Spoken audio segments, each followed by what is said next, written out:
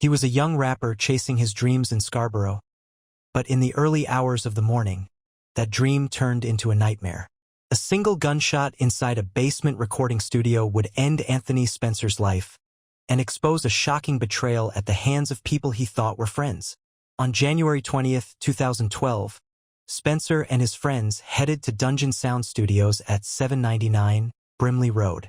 It was their safe place, a spot to laugh, hang out, and record music. But the night quickly spiraled into betrayal and violence. At 12:42 a.m., cameras captured two men and a woman arriving in a cab.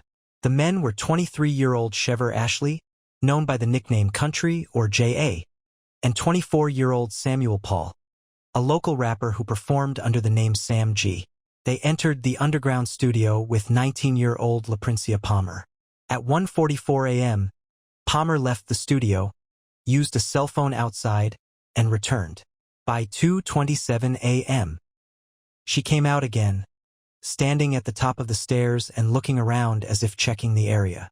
Then, at 4:32 a.m., Palmer called a cab company, asking for a pickup at the Omni convenience store in the same plaza.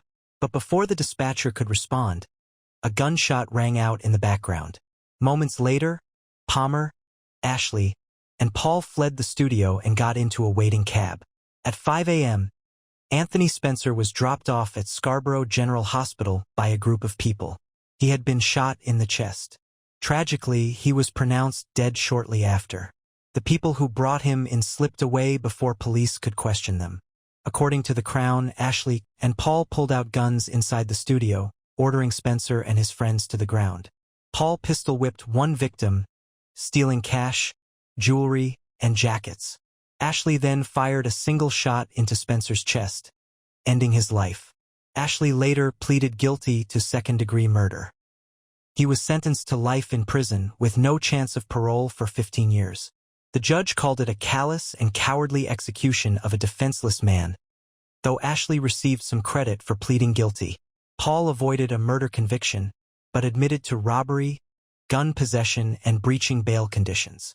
Palmer pleaded guilty to obstruction, serving almost 2 years before being released on probation.